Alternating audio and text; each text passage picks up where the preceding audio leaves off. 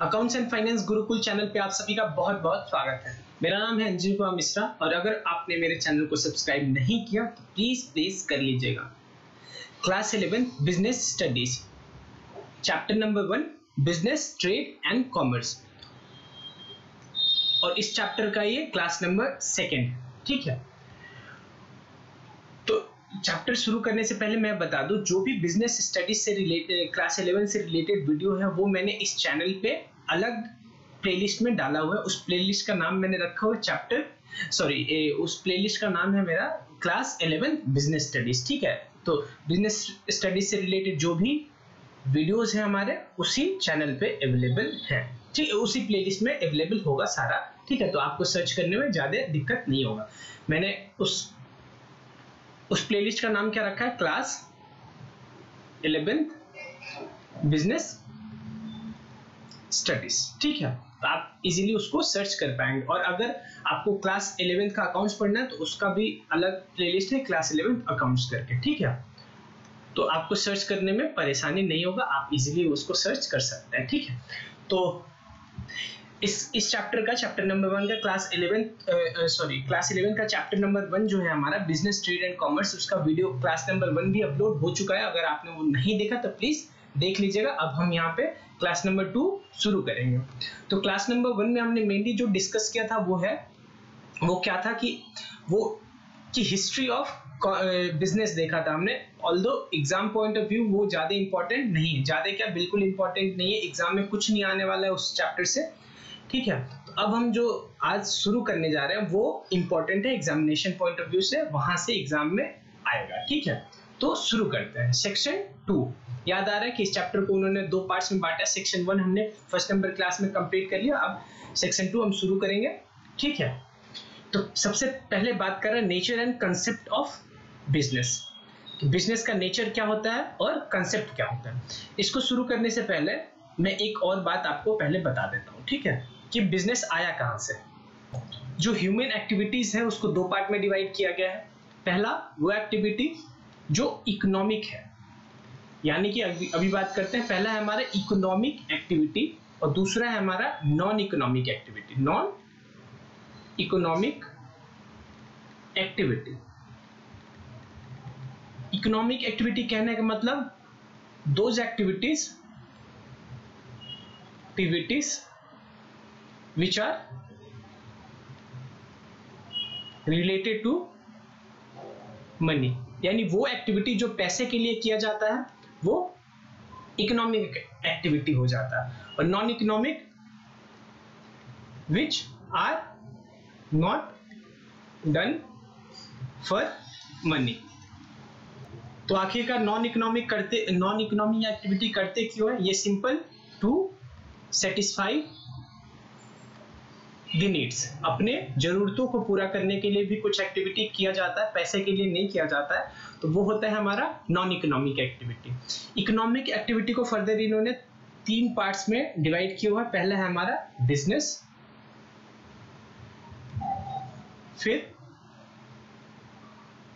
फिर अगला है हमारा प्रोफेशन, और उसके बाद है एम्प्लॉयमेंट, ठीक है। तो अभी हम क्या पढ़ने वाले हैं कि पहले बिजनेस क्या होता है, फिर आगे आएगा प्रोफेशन क्या होता है और उसके आगे आएगा एम्प्लॉयमेंट क्या होता है, ठीक है। तो शुरू करते हैं। Concept of business. The term business is derived from the word busy. Business word जो है वो बिजी से हुआ है, ठीक है। कहीं ना कहीं ये सही भी है कि जब भी आप देखते होंगे बिजनेसमैन जो होते हैं वो बिजी ही होते हैं, ठीक है। दस business means being busy. Business का मतलब क्या हुआ? Being busy. However, in a specific sense, business refers to occupation in which people regularly engage in activities related to purchase, production, and or sales of goods and services with a view to earning profit। ये mainly आपका definition हो गया business का, ठीक है। जो मैं highlight कर रहा हूँ वो आपको याद करना है। अगर मैं underline करूंगा तो उसको आपको ध्यान देना है, line by line उसको याद नहीं करना, लेकिन जो मैं highlight करूँ उसको please line by line याद कर लीजिएगा, ठीक है। फॉर एग्जाम्पल यहाँ पे मैंने बोला कि the term business is derived from the word busy. उसके बाद मैंने बोला कि business refers to an occupation in which people regularly engage in activity related to purchase, production and sale of goods and services with the view of to earn profit. और यहाँ पे main जो view क्या होता है वो profit earn करना होता है, ठीक है। इस चैनल पे आपको जो भी वीडियो मिलेगा वो फुल सिलेबस कवर होगा विद डीप एनालिसिस। तो यहाँ पे एक बार आपने वीडियो देख लिया तो उसके बाद कहीं और जाने का जरूरत नहीं पड़ेगा। The activity may consist of production or purchase of goods or sale, goods for sale or exchange of goods or supply of services to satisfy the need of other people. ये सारा आप बिजनेस के definition में use कर सकते हैं। ठीक है, आगे पढ़ते हैं। In every society, people undertake various activities to satisfy their need. This activity may be broadly be classified into two groups. पहला इकोनॉमिक एक्टिविटी और दूसरा नॉन इकोनॉमिक एक्टिविटी, जो अभी हमने बताया आपको। Economic activity are those by which we can earn livelihood. Economic activity वो activity होता है जिससे हम क्या अर्न करते हैं, livelihood. Whereas non economic activity are performed out of love, sympathy, sentiment, patriotism, etc. ये वर्ड याद कर लीजिएगा, यहाँ पे भी मैं अभी भी लिख दे रहा हूँ। Out of this are done, out of this are जो नॉन इकोनॉमिक एक्टिविटी है, this are done out of love, sympathy, affection, sentiment and patriotism. ठीक है, फॉर एग्जाम्पल अगर कोई फार्मर है, अगर कोई फार्मर डूइंग फार्मिंग, ठीक है, फॉर सेल्फ कंजम्पशन, यानी अगर कोई फार्मर अपने खुद के कंजम्पशन के लिए फार्मिंग कर रहा है तो वो क्या एक्टिविटी है, नॉन इकोनॉमिक एक्टिविटी, क्योंकि वहां पे कोई उसको पैसा कमाने का उद्देश्य नहीं। For example mother cooking food for the family, mother cooking food for the family, ठीक है। तो ये क्या हो जाएगा, हमारा सारा नॉन इकोनॉमिक एक्टिविटी, क्योंकि यहाँ पे प्रॉफिट अर्निंग मोटिव नहीं है। ऑन द अदर हैंड, अगर वही farmer, if farmer doing farming for selling in the market, to sell in market, तो ये क्या बन जाएगा, हमारा इकोनॉमिक एक्टिविटी हो गया। ठीक है, वैसे ही अगर women cooking food to sell, यानी खाना बना रही है बेचने के लिए, तो वो क्या हो जाएगा, इकोनॉमिक एक्टिविटी। ठीक है, अब आगे हम बढ़ते हैं। For example, a worker working in a factory, a doctor operating his clinic, a manager working in an office, and a teacher teaching in a school are doing so to earn their livelihood, and thus they are economic activity। और इसीलिए वो कौन सा activity हो जाएगा, हमारा economic activity के अंदर आएगा। आगे पढ़ते हैं हम। On the other hand, a housewife cooking food for her family, or a boy helping an old man cross the road are performing non-economic activity। ठीक है, easy है, since they are doing so out of love और sympathy। वो क्यों कर रहे हैं, love और sympathy, पैसा कमाने के लिए नहीं। Economic activity may be further divided into 3 types। पहला बिजनेस, दूसरा प्रोफेशन और एम्प्लॉयमेंट। ठीक है, हमने ऑलरेडी बात किया हुआ है। ठीक है, फॉर एग्जाम्पल यहाँ पे हम बात कर लेते हैं। एक बोल रहा है, state whether each of the following is a economic activity or non economic activity. Farmer growing rice for her own consumption, तो ये नॉन इकोनॉमिक है। ठीक है, नॉन इकोनॉमिक, ठीक, क्योंकि वो अपने कंजम्पशन के लिए यूज फार्मिंग कर रहा है, ग्रो कर रहा है, बेचने के लिए नहीं। A factory owner producing school bag for sale in market, फिर ये इकोनॉमिक हो गया। ठीक, person begging at a busy traffic intersection. ठीक है, थोड़ा सा ये वाला कंट्रोवर्शियल है, मैं खुद डाउट में हूं, क्योंकि सिंस यहाँ पे पैसा इन्वॉल्व हो जा रहा है, क्या इसको इकोनॉमिक एक्टिविटी बोल सकते हैं? मेरे हिसाब से ये इकोनॉमिक एक्टिविटी हो, लेकिन मे बी ये लोग उसको नॉन इकोनॉमिक माने, मैं इसको इकोनॉमिक मानता हूँ। ठीक है, क्योंकि इसके थ्रू वो पैसा अर्न करेगा। ठीक है, services of a domestic help doing household chores at an employer's house. देखिए, एक डोमेस्टिक है यानी खाना बनाने वाला, यानी सर्वेंट है, वो किसी के यहाँ काम कर रहा है और उसके थ्रू उसको पैसा मिल रहा है, तो वो तो इकोनॉमिक होगा ही होगा। Service of a housewife doing house hold at home, तो ये नॉन इकोनॉमिक हो जाएगा। ठीक है, इजी है। आगे बढ़ते हैं हम। क्या, बिजनेस में be defined as an economic activity. Business को फिर से डिफाइन कर रहे हैं, क्या है, is an economic activity involving production and sale of goods and services undertaken with a motive to earning profit by satisfying the human needs। Business क्या है? Business is an economic activity which involves production, sale, purchase, procurement, ये सब word add कर दीजिए, और with a motive to earning profit. इसका main motive क्या होना चाहिए? प्रॉफिट अर्न करना, और साइड मोटिव ये भी होना चाहिए कि प्रॉफिट अर्न करिए लेकिन जो जिसको आप प्रोवाइड कर रहे हैं उसका नीड भी सेटिस्फाई हो। Most important examination point of view से characteristics of business activity, business activities का क्या क्या कैरेक्टरिस्टिक्स है, मोस्ट इंपॉर्टेंट है एग्जामिनेशन पॉइंट ऑफ व्यू से, तो इसलिए प्लीज ध्यान दीजिएगा और याद भी कर लीजिएगा बाद में इसको, ठीक है।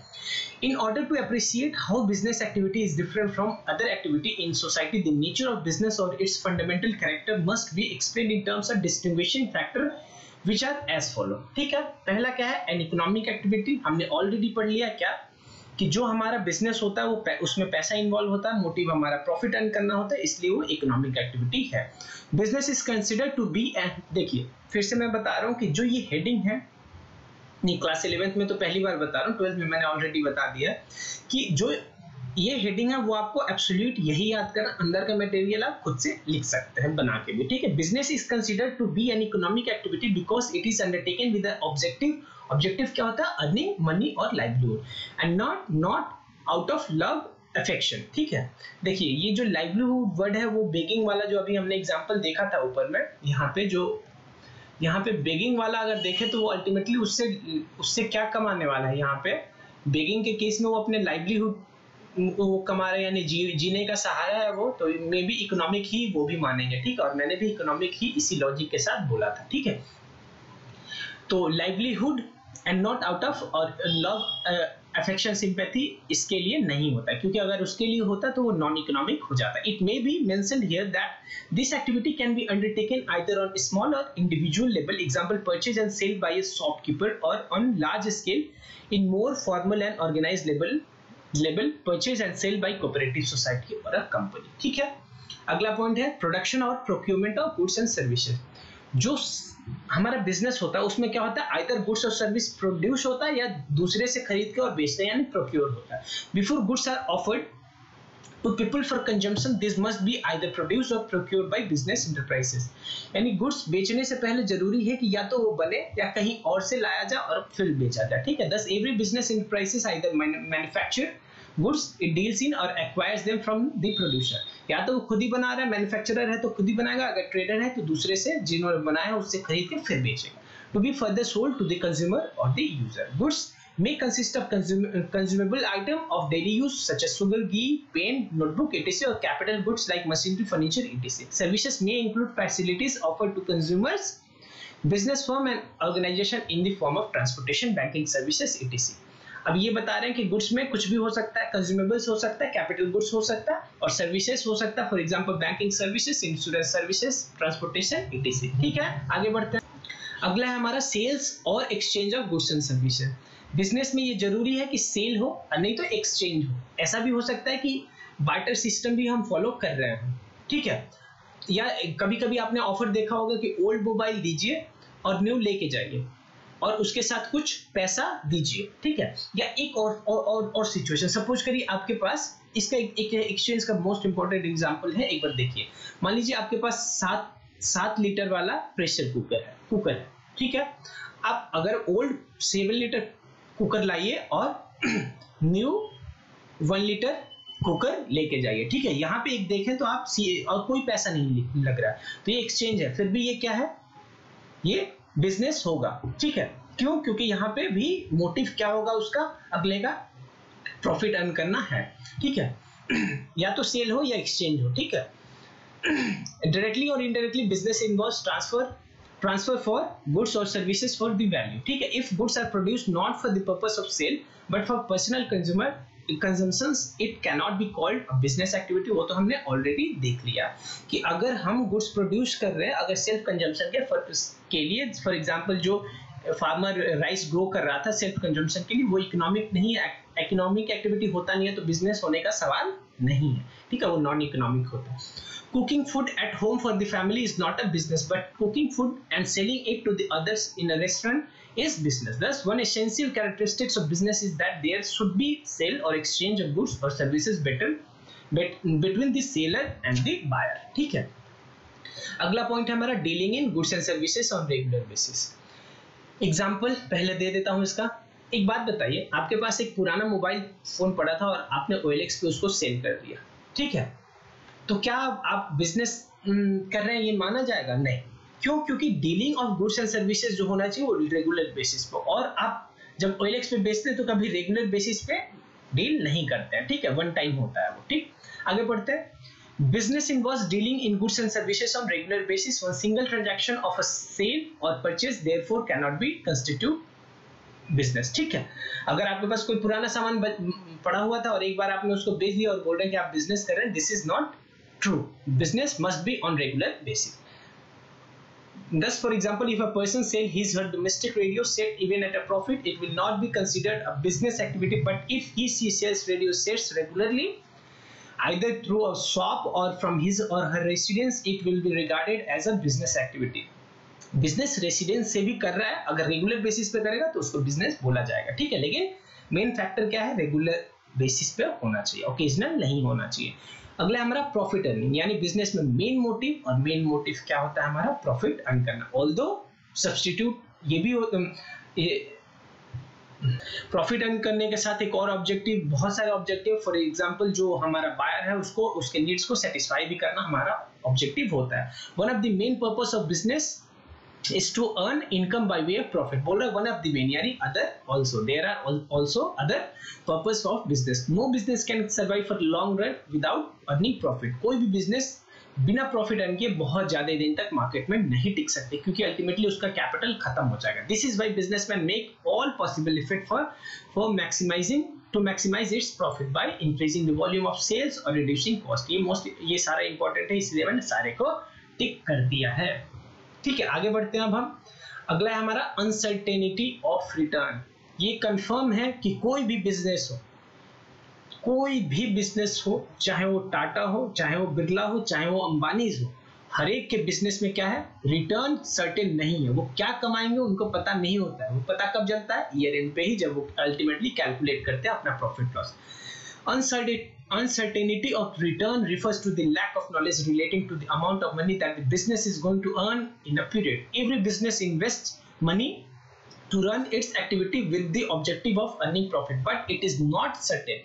देखिए, सर्टेन नहीं है। ये तो पता है कि प्रॉफिट कमा सकते हैं, लेकिन एग्जैक्टली वो नहीं बता सकते हैं कि वो कितना पैसा, कितना प्रॉफिट कमाएंगे। वो पता कब चल जाएगा? ईयर एंड पे। Also there is always a possibility of losses, और ये भी हो सकता है कि लॉस भी हो जाए, despite the best efforts put into the business. अगर बिजनेस में पूरा एफर्ट भी डाला फिर भी लॉस हो सकता है। एलिमेंट ऑफ रिस्क, यही बात है कि एलिमेंट ऑफ रिस्क है जो कि अनसर्टेनिटी हमारा, ये दोनों पॉइंट कहीं ना कहीं लिंक्ड है। जो हमारा एलिमेंट ऑफ रिस्क है उसी के वजह से मेरे पास क्या है? अनसर्टेनिटी आया। Element of risk. Risk is the uncertainty associated with an exposure to loss. It is caused by some of the unfavorable or undesirable events। ठीक है, तो इसको हाईलाइट कर देता हूँ। ये जो लास्ट के 3 पॉइंट है ना, वो ज्यादा इंपॉर्टेंट है। ठीक है, उसको अगर लिखेंगे तो एग्जामिनर जो आपका पेपर चेक करेगा उस पर एक पॉजिटिव इंपैक्ट पड़ेगा। ठीक है, risk are related with factors like changes in consumer taste and fashions. बहुत सारे फैक्टर्स होते हैं। फॉर एग्जांपल, जो आपका कंज्यूमर है उसका टेस्ट ही बदल गया तो आपका परचेज सामान नहीं करेगा। अगर कब करेगा? अगर आप भी उसी के टेस्ट के हिसाब से अपने आप को चेंज करिए, फिर करेगा। फैशन में चेंज हो गया, change in method of production, strike और lockout at the work place, increase competition in the market. ये सारे रीजन है। Fire, theft, accident, natural calamities, याद नहीं करना, बस देख लीजिएगा। ठीक है, ये गलती से मैंने टिक लगा दिया, हाईलाइट कर दिया। No business can altogether do away with risk, यानी कोई भी बिजनेस, ये लास्ट वाला याद करिएगा। ठीक है, कोई भी बिजनेस अपने आप को रिस्क से सेपरेट नहीं कर सकते। ठीक है, रिस्क इंटीग्रल पार्ट है बिजनेस का। अगला टॉपिक है हमारा comparison of business, profession and employment. अब बिजनेस, प्रोफेशन और एम्प्लॉयमेंट का कंपैरिजन करना है। As has been mentioned earlier, economic activity may be divided into 3 major category: business, profession and employment। Already हमने पढ़ा था कि इकोनॉमिक एक्टिविटी 3 टाइप्स का होता है: business, profession and employment. The difference between this 3 terms is given in the following table. Classification of business activity. अच्छा, ये पढ़ने से पहले एक टेबल बोल रहे हैं। टेबल कहाँ है? एक सेकंड। ये है तीनों में डिफरेंस, यहाँ पे हम बात करेंगे। लेकिन वो करने से पहले हम कुछ पहले समझ लेते हैं प्रोफेशन होता है। प्रोफेशन क्या है? ये गाइडेड बाय, ये जो प्रोफेशन होता है कोई भी गाइडेड बाय सम बॉडी, ठीक है, सम बॉडी, यानी कोई एक ऑर्गेनाइजेशन होता है जो उस प्रोफेशन को गाइड करता है। For example doctor is a profession, और डॉक्टर को कौन गाइड करता है? एक एसोसिएशन है, इंडियन मेडिकल एसोसिएशन, IMA जिसको बोलते हैं, वो गाइड करता है, इंडियन मेडिकल एसोसिएशन। अच्छा, चार्टेड अकाउंटेंट्स यानी CA है, और बहुत सारे आप सभी में से भी बहुत लोगों का एम होगा CA करना। CA एक प्रोफेशन है और उसका गवर्निंग बॉडी कौन है? Institute of chartered accountants. CA का मतलब चार्टेड अकाउंटेंट्स ऑफ इंडिया, ठीक है। ICAI इसको शॉर्ट में बोलते हैं। ये सारे क्या है? ये एक प्रोफेशन है जिसको कौन गवर्न करता है? ICAI। फॉर एग्जांपल डॉक्टर एक प्रोफेशन है, गवर्न करता है IMA यानी Indian medical association. Lawyer is also a profession which is govern by bar council of India, bar council of India, ठीक है। तो यही है प्रोफेशन। क्या होता है? गाइड होता है किससे? एक स्पेशलाइज्ड बॉडी होता है, ठीक है। अगला क्या है? उसका अपना कोड ऑफ कंडक्ट होता है, और ये जो कोड ऑफ कंडक्ट है कौन बनाता है? यही जो एसोसिएशन होता है। और जो ये प्रोफेशनल्स होते हैं, इसके प्रोफेशनल्स आर मेंबर, प्रोफेशनल्स जो हमारे प्रोफेशनल्स होते हैं, जो ये प्रोफेशनल्स होते हैं वो इसी बॉडी के कौन होते हैं? मेंबर होते हैं, ठीक है। ये सब कुछ फीचर है किसका? प्रोफेशनल्स के, ठीक है। ये एक्सपर्ट होते हैं, अपने अपने expert in their field, expert होते हैं, ठीक है। फिर प्रोफेशनल बनने के लिए कुछ मिनिमम क्वालिफिकेशन होता है, मिनिमम क्वालिफिकेशन होता है, और वो क्वालिफिकेशन नॉर्मली नहीं, वैसे बोल नहीं सकते हैं ज्यादा, ठीक है। हो सकता है कि वो क्वालिफिकेशन वही सारी जो बॉडीज हैं वही प्रोवाइड कराएं। अच्छा, दूसरा क्या था हमारा? दूसरा था एम्प्लॉयमेंट। एम्प्लॉयमेंट के अंदर क्या होता है? अच्छा, ये प्रोफेशन में एक बात और बोल सकते हैं कि जो प्रोफेशनल्स होते हैं, जो वो हमारे प्रोफेशनल्स होते हैं, वो उनको कहीं ना कहीं इनके अंडर थोड़ा बहुत काम करना पड़ता है, ठीक है। अगला हम देखते हैं एम्प्लॉयर और एम्प्लॉय। एम्प्लॉयमेंट में क्या होता है? एक एम्प्लॉयर होता है और एम्प्लॉय होते हैं, ठीक है। और एम्प्लॉय को जो होता है वो इनके अंडर में काम करना पड़ता है, ठीक है। यानी कि जो ये एम्प्लॉयर बोलेगा वही एम्प्लॉय करेगा, ठीक है। यानी there is owner servant relationship कह सकते हैं। ऑनर एंड सर्वेंट यानी मालिक और नौकर का रिलेशन होता है, ऑनर एंड सर्वेंट रिलेशन, ठीक है। मैं बस बोल रहा हूं, आप सुन लीजिए। Employee has to work under employee has to work under employer. अच्छा, एम्प्लॉय का कुछ क्वालिफिकेशन होगा जिस बिहाफ पे, और वो क्वालिफिकेशन कौन डिसाइड करने वाला है? एम्प्लॉयर डिसाइड करेगा, ठीक है। एम्प्लॉयर उसके काम के लिए क्या पेमेंट करेगा? इसको सैलरी या वेजेस पे करेगा। अच्छा, वैसे ही ऊपर प्रोफेशन में पेमेंट जो होता है, पेमेंट किया जाता है, उसको बोलते हैं, प्रोफेशन में जो पेमेंट होता है उसको फीस बोलते हैं, ठीक है। बिजनेस में जो कमाई होता है उसको प्रॉफिट बोलते हैं, ठीक है। ये सारा टर्म एंड कंडीशन है। अब हम इनका टॉपिक देखते हैं, जो इन्होंने बोला है कि बिजनेस, प्रोफेशन और एम्प्लॉयमेंट में क्या डिफरेंस है। Again most important examination point of view से। पहला डिफरेंस क्या है? Mode of establishment, entrepreneurs decision and other legal formalities if necessary. Business शुरू करने के लिए एक एंटरप्रेन्योर यानी कि जो बिजनेस शुरू करता है, जिसके दिमाग में थॉट्स आता है, वो उसका डिसीजन होगा, और कुछ छोटे मोटे फॉर्मेलिटीज हैं बिजनेस शुरू करने में, ठीक है। प्रोफेशन में क्या है? अगर किसी को प्रोफेशनल बनना है तो उस प्रोफेशनल बॉडी का, जो अभी हमने बात किया था, उसका मेंबर बन जाइए और उससे सर्टिफिकेट ले लीजिए आप, ठीक है। फिर आप प्रोफेशनल बन जाएंगे। एम्प्लॉयमेंट पे क्या है? एक बार एम्प्लॉयर ने आपको अपॉइंटमेंट लेटर दे दिया, ठीक है, और सर्विस एग्रीमेंट दे दिया, फिर आपका एम्प्लॉयमेंट शुरू हो जाएगा। अगला है हमारा नेचर ऑफ वर्क। यहाँ पे जो नेचर ऑफ वर्क है, क्या? गुड्स एंड सर्विस प्रोवाइड करना। यहाँ पे अपना पर्सनलाइज्ड एक्सपर्ट सर्विस जो है, जिस प्रोफेशन में है, अगर आप डॉक्टर हैं तो आपका जो मेडिकल सर्विस है वो प्रोवाइड करते हैं। आप अगर चार्टेड अकाउंटेंट है तो अपना अकाउंटिंग सर्विसेज प्रोवाइड करते हैं, ठीक है। यहाँ पे क्या होता है? जो भी कॉन्ट्रैक्ट के अंदर आपको काम मिला है एम्प्लॉय को, वो एम्प्लॉय के लिए एम्प्लॉय को जो काम मिला है एम्प्लॉयर से वो पूरा करता है। अगला बात करते हैं क्वालिफिकेशन। बिजनेस में कोई मिनिमम क्वालिफिकेशन नहीं है। ऐसा कभी सुना आपने कि ये बिजनेस करना है तो ये क्वालिफिकेशन होना जरूरी है? नहीं, ठीक है। ऑल्दो ये हो सकता है कि क्वालिफिकेशन रहेगा तो ये चांसेस ज्यादा है कि आप एक्सीड करोगे, ठीक है, लेकिन कोई मिनिमम क्वालिफिकेशन नहीं है। लेकिन प्रोफेशन में उस प्रोफेशनल बॉडी का आपको मेंबर बनने के लिए कुछ क्वालिफिकेशन आपको होना चाहिए, ठीक है। और अगला है qualification and training as per the prescribed employer. यहाँ पे क्वालिफिकेशन कौन डिसाइड करेगा? वो एम्प्लॉयर डिसाइड करेगा, और यहाँ पे जो प्रोफेशनल बॉडी है वो डिसाइड करेगी। अच्छा, रिटर्न में जो मिलता है यानी रिवार्ड और रिटर्न जो मिलता है, यहाँ पे बिजनेस में हम जो कमाते हैं उसको प्रॉफिट बोलते हैं, प्रोफेशनल जो कमाते हैं उसको प्रोफेशनल फी बोलते हैं, और जो एम्प्लॉय कमाता है उसको सैलरी एंड वेजेस बोलते हैं। सब मैंने डिस्कस कर लिया है। अच्छा, अगला पॉइंट ऑफ डिफरेंस है हमारा कैपिटल इन्वेस्टमेंट। बिजनेस में हम कैपिटल इन्वेस्टमेंट होता है as per the size and nature of the business. जितना बड़ा साइज और नेचर होगा बिजनेस का उतना ज्यादा कैपिटल इन्वेस्टमेंट होगा। इसमें जो इन्वेस्टमेंट है बहुत कम ही है, ना के बराबर है। क्यों? अच्छा, ना के बराबर है, हो सकता है कि वो जो आप स्टडी करोगे उसमें जो खर्च होगा वो सब, और छोटा मोटा और भी एक्स्ट्रा खर्च हो सकता है। एम्प्लॉयमेंट में देख कोई भी खर्चा नहीं होगा, ठीक है। रिस्क, इसमें बहुत ज्यादा रिस्क है, इसमें थोड़ा सा रिस्क है, और इसमें नो और वेरी वेरी लिटिल रिस्क है, ठीक है। अगला हमारा ट्रांसफर ऑफ इंटरेस्ट। यहाँ पे बिजनेसमैन अपना इंटरेस्ट ट्रांसफर कर सकता है जिसको भी चाहे। यहाँ पे इंटरेस्ट ट्रांसफर नहीं हो सकता। ऐसा तो नहीं है एक आदमी डॉक्टर बन गया और उसके अपने बच्चे को भी वो बोल देगा कि ये सर्टिफिकेट लो, मरते टाइम बोल देगा कि ये सर्टिफिकेट लो, आप भी डॉक्टर बन गए। ऐसा नहीं होगा, उसके बच्चे को अलग से पास करना पड़ेगा, ठीक है। वो जो प्रोफेशनल बॉडी है उसका जो भी एग्जाम होता होगा पास करना पड़ेगा। इसमें भी एम्प्लॉयमेंट के केस में भी ट्रांसफर नहीं होता इंटरेस्ट, ठीक है। कोड ऑफ कंडक्ट, यहाँ पे कोई कोड ऑफ कंडक्ट नहीं होता। यहाँ पे जो प्रोफेशनल बॉडी है उसका अपना कोड ऑफ कंडक्ट, कहने का मतलब रूल एंड रेगुलेशन, उसका अपना रूल एंड रेगुलेशन होता है।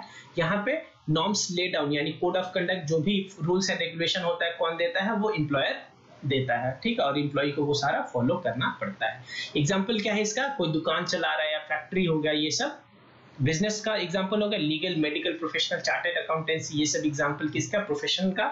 कोई जॉब कर रहा है बैंक में, इंश्योरेंस कंपनी में, गवर्नमेंट डिपार्टमेंट्स में, वो सब एम्प्लॉयर का सिचुएशन है एम्प्लॉयमेंट का, ठीक है। ये मोस्ट इंपॉर्टेंट है, आप पूरा थॉरली देखिएगा। अगर कोई डाउट आए, मैंने तो वैसे पूरा पढ़ा दिया ये, अगर कोई इसमें भी डाउट आए तो फिर आप पूछिएगा। अब आगे बढ़ते हैं। ये वाला डिफरेंशिएशन इंपॉर्टेंट है, प्लीज फिर से मैं रिपीट कर रहा हूँ, ठीक। अगला पॉइंट है हमारा classification of activities. Various business activity में be classified into two broad categories. पहला है हमारा इंडस्ट्री और दूसरा है कॉमर्स, ठीक है। तो सबसे पहला शुरू कहाँ से हुआ? धीरे धीरे अब चैप्टर ये बढ़ रहा है, तो फिर मैं इसको समराइज यहाँ पे करने का कोशिश कर रहा हूँ, ठीक है। तो सबसे पहले इस चैप्टर में हमारा शुरू कहाँ से हुआ था? ह्यूमन एक्टिविटी से, ठीक है। ह्यूमन एक्टिविटी को टू पार्ट्स में डिवाइड किया। पहला इकोनॉमिक एक्टिविटी, दूसरा non economic activity. Non economic activity में फर्दर हमें कहीं नहीं जाना है, ठीक है। उसके बाद हमने क्या पढ़ा? इकोनॉमिक एक्टिविटी 3 टाइप्स का, पहला बिजनेस, दूसरा प्रोफेशन, तीसरा एम्प्लॉयमेंट। अब ये क्या बोल रहे हैं कि बिजनेस का 2 टाइप्स होता है। कितना? बिजनेस 2 टाइप्स का होता है। पहला हमारा है इंडस्ट्री और दूसरा है हमारा कॉमर्स, ठीक है। बिजनेस को मेनली 2 टाइप्स में डिवाइड किया गया। पहला है हमारा इंडस्ट्री और दूसरा है हमारा कॉमर्स।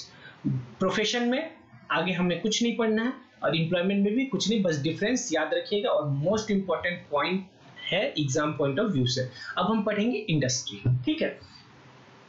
इंडस्ट्री क्या होता है? Industry is concerned with the production और processing of goods and material. Industry का काम क्या होता है? वो मेनली मैन्युफैक्चरिंग से, एक सेकेंड, जो हमारा इंडस्ट्री है वो मेनली किस चीज से डील करता है? जो हमारा इंडस्ट्री है वो मेनली इंडस्ट्री डील करता है मैन्युफैक्चरिंग से। Industry is concerned with the production और processing of goods and material, ठीक है। और कॉमर्स में क्या होता है? Commerce includes all those activity which are necessary for facilitating exchange of goods and services, ठीक है। 2 डेफिनेशन हो गया, ठीक है। दोनों मोस्ट इंपॉर्टेंट नहीं, एग्जाम में तो नहीं आना चाहिए, बस वैसे आप प्लीज याद कर लीजिएगा, ठीक है। On the basis of this 2 categories we may classify business firm into industrial और commercial enterprises.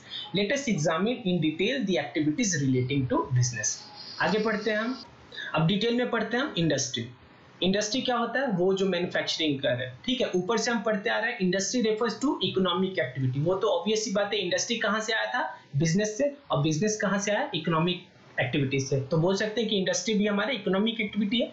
Industry refers to economic activity which are connected with conversion of resources into useful goods.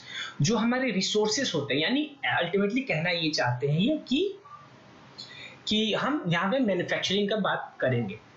which refers to which are connected with conversion of resources। resources कहने का मतलब कहीं ना कहीं यहाँ पे raw material, ठीक है, रॉ मटेरियल, ठीक है। रॉ मटेरियल को यूजफुल गुड में कन्वर्ट करना ही हमारा इंडस्ट्री का काम है, ठीक है।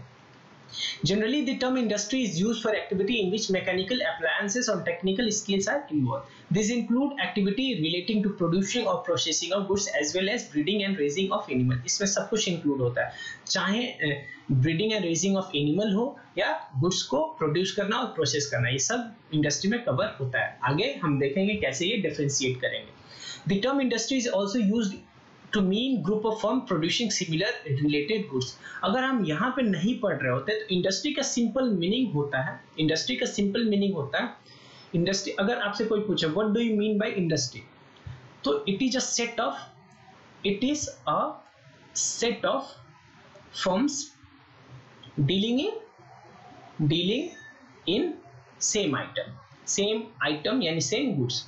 यानी एक, जैसे सपोज करिए अगर कोई कंपनी है जो कि जैसे सैमसंग मोबाइल बनाती है, आईफोन मोबाइल बनाती है, और माइक्रोमैक्स मोबाइल बनाती है, नोकिया मोबाइल बनाती है, ओवरऑल बोल सकते हैं ये क्या है? एक मोबाइल इंडस्ट्री है, ठीक है। ये group of firms producing similar item related similar और related goods are called as industry. For example cotton textile industry, यहाँ पे यानी वो कंपनी होगी जो कॉटन में डील करती होगी। यहाँ पे इंडस्ट्री का मतलब ये भी होता है जनरली, ठीक है। वैसे हम जो इंडस्ट्री पढ़ रहे हैं वो दूसरा वाला है। refers to all manufacturing unit producing textile goods from cotton।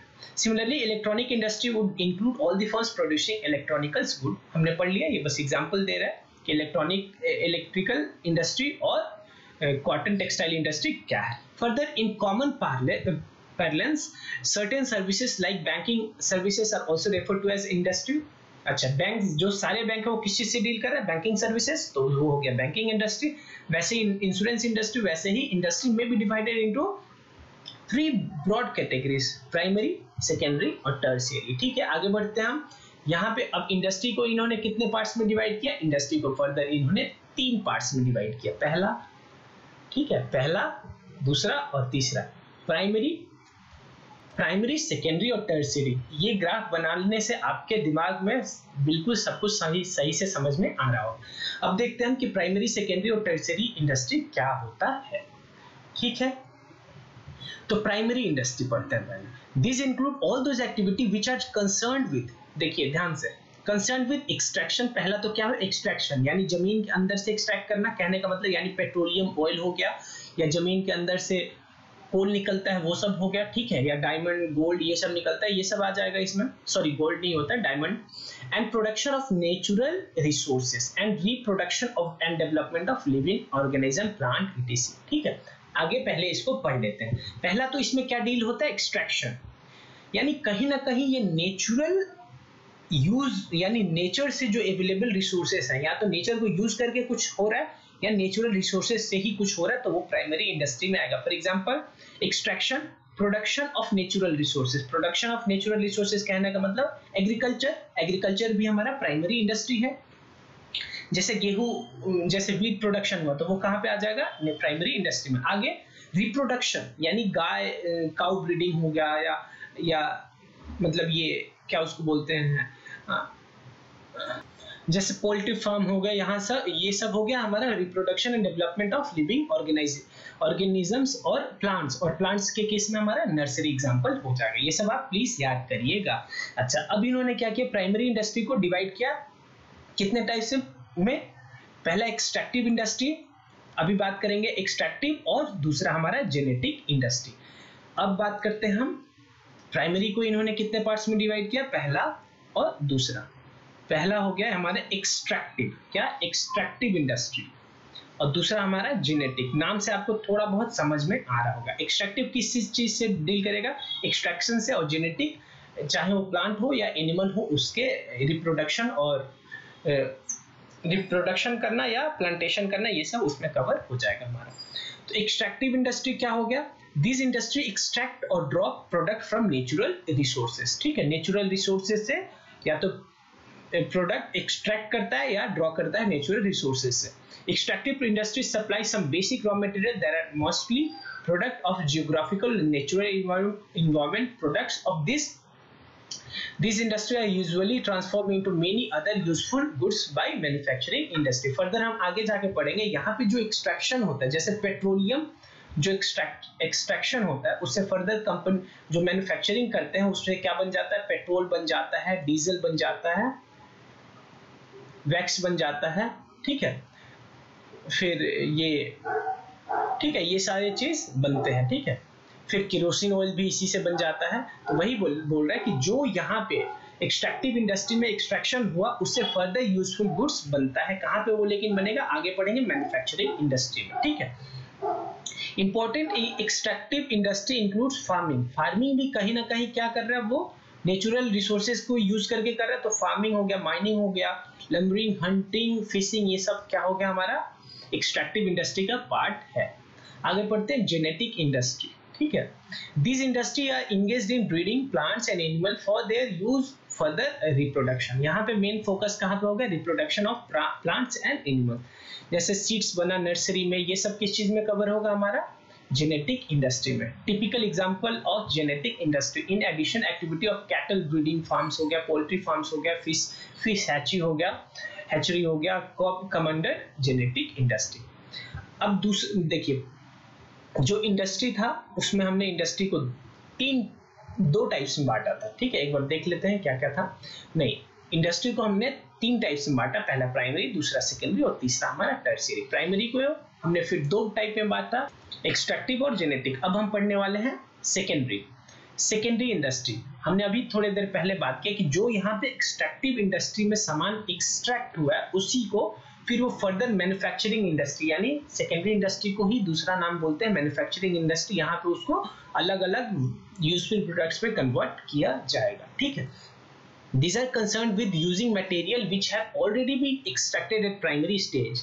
यानी यहाँ पे कहीं ना कहीं जो हमारा प्राइमरी मटेरियल, प्राइमरी इंडस्ट्री में गुड्स, यानी क्या बोलेंगे? रिजल्ट बोलते हैं। प्राइमरी इंडस्ट्री का जो रिजल्ट है उसको यहाँ पे रॉ मटेरियल की तरह यूज होगा, used as raw material in secondary यानी मैन्युफैक्चरिंग इंडस्ट्री। ठीक है, तो यही ये बात कर रहे हैं क्या कि this are concerned with using material which have already been extracted at primary state. ठीक है, this industry processes such material to produce goods for final consumption और for further processing by other industrial unit. यहाँ पे वो items जो primary industry में extract हुए हैं उनको अदर गुड्स में बना देंगे जो कि यूजफुल होगा, या वो ऐसा कुछ कर देंगे कि वो फर्दर और प्रोसेस करके यूजफुल प्रोडक्ट बनाया जाएगा। For example mining of iron ore कहाँ आता है? हमारा प्राइमरी इंडस्ट्री में। अब आयरन ओर को वो आयरन में कन्वर्ट करेंगे, स्टील बनेगा, ये सब किसका काम है? सेकेंडरी इंडस्ट्री का। अब सेकेंडरी को उन्होंने फर्दर डिवाइड किया है, तो उसमें पहला है हमारा मैन्युफैक्चरिंग इंडस्ट्री। तो इसमें मैन्युफैक्चरिंग इंडस्ट्री और इसमें क्या क्या आ गया हमारा? पहला मैन्युफैक्चरिंग इंडस्ट्री और कंस्ट्रक्शन इंडस्ट्री। ठीक है, ये किसका टाइप हो गया? हमारा सेकेंडरी इंडस्ट्री का। तो अब देखते हैं मैन्युफैक्चरिंग क्या होता है और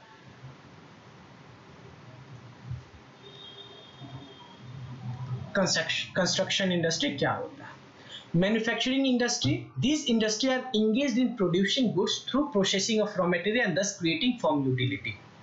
ये क्या करता है? रॉ मटेरियल को कन्वर्ट करता है कुछ अदर गुड्स में और यहाँ पे अल्टीमेटली फॉर्म यूटिलिटी बनता है, यानी उस किसी भी चीज के फॉर्म यानी नेचर या फॉर्म बदल के उससे यूटिलिटी प्रोवाइड करना है, इसी को फॉर्म यूटिलिटी बोलते हैं। यानी मान लीजिए अगर कहीं पे वीट प्रोडक्शन हुआ, ठीक है, ये वीट कहाँ पे प्रोड्यूस हुआ होगा, प्राइमरी एक्टिविटी में, ठीक है, extractive industry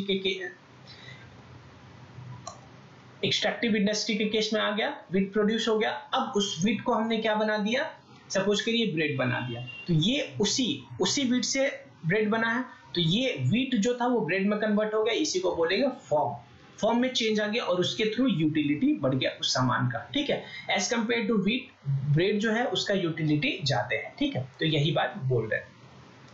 They bring out diverse finished goods that we consume to or use through the conversion of raw material for partially finished goods। या तो उसको वो कंज्यूम सीधे कर जाएंगे या उसको फर्दर किसी और प्रोडक्ट के लिए यूज करेंगे, या हो सकता है जैसे यहाँ पे वीट को ब्रेड में कन्वर्ट कर दिया, कुछ लोग इसको कंज्यूम कर जाएंगे और इससे कुछ और क्या बनाएंगे, ब्रेड पकौड़ा भी बन सकता है, ठीक है। तो यानी अगर ब्रेड पकौड़ा के एंगल से सोचा जाए तो ये जो सेकेंडरी एक्टिविटी है मैन्युफैक्चरिंग इंडस्ट्री, वो इस वीट को ब्रेड में कन्वर्ट कर दिया, जो कि फर्दर बिजनेस में यूज होकर उसको अलग फिनिश गुड्स में यानी पार्शियली फिनिश गुड्स का केस बन जाएगा, ठीक है। आगे पढ़ते हैं। In their manufacturing operation, manufacturing industry may be further divided into 4 categories on the basis of method of operation। और फिर मैन्युफैक्चरिंग इंडस्ट्री को इन्होंने 4 टाइप्स में बांटा है। कौन कौन सा हमारा, analytical industry, synthetical industry, processing industry और असेंबलिंग इंडस्ट्री, ठीक है। तो मैन्युफैक्चरिंग इंडस्ट्री में पहला हो गया एनालिटिकल, दूसरा सिंथेटिकल, तीसरा हमारा प्रोसेसिंग और चौथा हो गया हमारा असेंबलिंग, ठीक है। तो इसमें अब आगे पढ़ते हैं, ठीक। क्या बोले, analytical industry which analyses and separate different element from same material as in case of oil refinery. इसमें क्या होता है कि एक प्रोडक्ट को डिफरेंट प्रोडक्ट्स में डिवाइड किया जाता है, ठीक है। जैसे कि ओल्ड रिफाइनरी में क्या होता है, ओल्ड रिफाइनरी जो है वो एक एग्जांपल है एनालिटिकल इंडस्ट्री का। क्यों, क्योंकि ओल्ड रिफाइनरी में जो पेट्रोलियम होता है अलग अलग प्रोडक्ट्स में कन्वर्ट होता है, ठीक है, उसमें अलग अलग प्रोडक्ट में उसको डिवाइड किया जाता है। अगला हमारा synthetical industry. Synthetical industry which combines various ingredients. Synthetical industry का क्या काम है, 2 या उससे ज्यादा कंपोनेंट को, रॉ मटेरियल को कंबाइन करके एक नया ही प्रोडक्ट बना देती है, ठीक है। फॉर एग्जांपल जो सीमेंट बनता है वो सिंथेटिकल इंडस्ट्री का पार्ट है, उसमें क्या होता है, बहुत सारे चीज मिलके सीमेंट बनता है, ठीक है। अगला हमारा प्रोसेसिंग इंडस्ट्री। प्रोसेसिंग इंडस्ट्री में क्या होगा, which include successive stages for manufacturing finish goods, कि बहुत सारे स्टेज बने होते हैं सेम प्रोडक्ट को बनाने के लिए, ठीक है। फॉर एग्जांपल जो मेरा शुगर केन होता है, शुगर केन बहुत सारे प्रोसेसेस के थ्रू जाके शुगर में कन्वर्ट हो जाता है, तो वो एक एग्जांपल है हमारा प्रोसेसिंग इंडस्ट्री का। अगला है हमारा असेंबलिंग इंडस्ट्री। असेंबलिंग इंडस्ट्री में क्या होता है, बहुत सारे सामान को असेंबल किया जाता है, यानी मिला के बहुत सारे सामान को कंबाइन करके असेंबल करके एक नया प्रोडक्ट बनाते हैं। फॉर एग्जांपल जो टेलीविजन है वो असेंबलिंग है, असेंबलिंग के थ्रू बनता है, यानी बहुत सारे उसके जो भी पार्ट्स हैं टेलीविजन के उसको असेंबल करके टेलीविजन बनता है। वैसे ही कार, कंप्यूटर, ईटीसी ये सारे हमारे असेंबलिंग इंडस्ट्री के पार्ट हैं, ठीक है। आगे हम देखते हैं क्या कि कंस्ट्रक्शन इंडस्ट्री, ठीक है, ये सारा हमारा हो गया। आगे बात करते हैं construction industry. These industries are involved in construction of building, dams, bridges, roads as well as tunnels and canals, ठीक है। ये सीधे बात कर रहा है कंस्ट्रक्शन इंडस्ट्री, कंस्ट्रक्शन से डील करता है, उसमें बिल्डिंग कंस्ट्रक्ट हो सकता है, डैम, ब्रिजेस, रोड्स, ये सब, टनल्स, कैनल्स, ये सब कंस्ट्रक्ट होते हैं। Engineering and architectural skills are an important part of construction industry. Engineering यानी मेनली सिविल इंजीनियर्स का काम ये होता है कंस्ट्रक्शन से रिलेटेड। अगला जो हमारा है वो है टर्शियरी इंडस्ट्री। टर्शियरी में क्या होता है, इसमें सिंपल होता है, जो हमारा सेकेंडरी इंडस्ट्री को फिर से मैं याद दिला रहा हूँ, उसको मैन्युफैक्चरिंग इंडस्ट्री भी बोला जाता है। जो सेकेंडरी इंडस्ट्री होता है उसका काम सही से हो, उसके लिए कुछ सर्विसेज चाहिए होते हैं, वो कहाँ कवर होगा, मेरा टर्शियरी इंडस्ट्री में। These are concerned with providing support service to primary and secondary industry as well as activity relating to trade। आगे हम जाके पढ़ेंगे ट्रेड, ठीक है। ट्रेड और प्राइमरी और सेकेंडरी इंडस्ट्री को कुछ सर्विस प्रोवाइड करता है जिसके थ्रू उनका काम अच्छे तरीके से होता है। किसका, प्राइमरी का भी, सेकेंडरी का भी, और आगे पढ़ेंगे ट्रेड का भी, ठीक है। This industry provide service facility, इनका काम क्या है, सर्विस देना। As business activity this may be considered part of commerce because auxiliary to trade, this activity assist trade, ठीक है। ये देखिए टर्शियरी इंडस्ट्री में जो भी आता है, आगे पढ़ेंगे हम कि वो एक्सिलरीज टू ट्रेड होता है, यानी ट्रेड को सपोर्ट करता है, ठीक है। तो टर्शियरी सेक्टर ही आगे जाके वो एक्सिलरीज टू ट्रेड और टर्शियरी सेक्टर सिमिलर है, ठीक है। आगे जब मैं पढ़ाऊंगा एक्सिलरीज टू ट्रेड उस टाइम मैं आपको याद दिला दूंगा। This activity assist trade includes in the category are, पहला ट्रांसपोर्ट के थ्रू क्या है होता है, जो सामान मैन्युफैक्चरिंग में बनता है इधर उधर होता है, वैसे ही जो प्राइमरी में एक्सट्रैक्शन होता है वो सब भी इधर उधर किया जाता है। बैंकिंग से पैसा प्रोवाइड होता है जिससे कि अल्टीमेटली बिजनेस होता है। अगला इंश्योरेंस रिस्क को कवर करने के लिए होता है। वेयर हाउसिंग, सामान आपने बना दिया उसको स्टोर करने के लिए यूज होता है। कम्युनिकेशन, देखिए बिजनेस में कम्युनिकेशन इंपॉर्टेंट रोल प्ले करता है, तो इसलिए कम्युनिकेशन सर्विस भी हेल्प करता है बिजनेसेस को और प्राइमरी सेक्टर को और ट्रेड को, ठीक है। अगला है हमारा पैकेजिंग। आप पता है आपको कि बिजनेस में पैकेजिंग का रोल बहुत ही इंपॉर्टेंट है। पैकेज जितना आपने अच्छा बनाया है सेल होने का चांस ज्यादा है। अगला है हमारा एडवर्टाइजिंग। आपने प्रोडक्ट तो बना दिया, लेकिन जब तक से आपके प्रोस्पेक्टिव कस्टमर के पास इंफॉर्मेशन नहीं पहुंचेगा कि आपने प्रोडक्ट बना दिया और आपके प्रोडक्ट का क्या क्या क्वालिटी है, तब तक से आप सेल नहीं कर पाएंगे, ठीक है। तो ये सारे जो है ये सपोर्ट करते हैं प्राइमरी सेकेंडरी सेक्टर्स को और ट्रेड को। तो ये पूरा चार्ट इन्होंने दिखाया, ये हमने ऑलरेडी डिस्कस किया हुआ है और यहाँ पे बनाया हुआ है, ठीक है। अगला टॉपिक हमारा शुरू होता है कॉमर्स, ठीक है, कॉमर्स, ठीक है। तो इससे पहले हम एक बार गो थ्रू कर लेते हैं इसको। तो सबसे पहले क्या हुआ, ह्यूमन एक्टिविटी। ह्यूमन एक्टिविटी को इन्होंने कितने पार्ट्स में बांटा था, इकोनॉमिक और नॉन इकोनॉमिक। ह्यूमन एक्टिविटी को economic activity or non economic activity में बांटा है, ठीक है। फिर इकोनॉमिक एक्टिविटी को बिजनेस, प्रोफेशन और एम्प्लॉयमेंट में बांटा है इन्होंने। फिर बिजनेस को इंडस्ट्री और कॉमर्स में, और इंडस्ट्री के अंदर प्राइमरी, सेकेंडरी और टर्शियरी इंडस्ट्री। प्राइमरी के अंदर एक्सट्रैक्टिव और जेनेटिक, और सेकेंडरी के अंदर मैन्युफैक्चरिंग को 4 पार्ट्स में बांटा है, एनालिटिकल, सिंथेटिकल, प्रोसेसिंग और असेंबली। और सेकेंडरी का जो दूसरा है वो है हमारा कंस्ट्रक्शन इंडस्ट्री, और ये टर्शियरी सेक्टर। अब जो अगला टॉपिक हमारा है वो है कॉमर्स। अब ये वीडियो 40-50 मिनट का हो गया, तो मैं इस वीडियो को यहाँ पे बंद करता हूँ। जो कॉमर्स है, कॉमर्स वाला टॉपिक है वो, और आगे और भी कुछ टॉपिक्स हैं जो इस चैप्टर में रह रहे हैं, वो मैं दूसरे वीडियो में करूंगा, थर्ड वीडियो में, जो कि आपका लास्ट वीडियो होगा, ठीक है। तो मैं आशा करता हूं कि आपको वीडियो पसंद आया, और वीडियो देखने के लिए आप सभी का बहुत बहुत धन्यवाद। अगर आपके पास कोई सजेशंस है जो कि मुझे फॉलो करना चाहिए, ताकि कि मैं जो फ्यूचर में वीडियोस बनाऊं वो बेहतर हो और स्टूडेंट के बेनिफिट में हो, तो आप मुझे कमेंट करके मुझे सजेशन भेज सकते हैं। और अगर मेरा पढ़ाना अच्छा लगा आपको और कंसेप्ट आपका क्लियर हो, तो प्लीज़ लाइक करें मेरे वीडियोस को, और कमेंट में मुझे अगर आपको कोई डाउट है तो वो भी बताइएगा जरूर। और चैनल को सब्सक्राइब करना प्लीज़ मत भूलिएगा, क्योंकि आपके सब्सक्रिप्शन, लाइक और कमेंट के थ्रू ही मुझे मोटिवेशन मिलेगा, और फर्दर मैं बढ़िया वीडियो बना के और आपको हेल्प जरूर करूंगा, ठीक है। तो वीडियो सब्सक्राइब करना प्लीज मत भूलिएगा, और मन करे तो आप प्लीज अपने दोस्तों को भी चैनल शेयर कर दीजिएगा, ठीक है। Thank you very much, bye.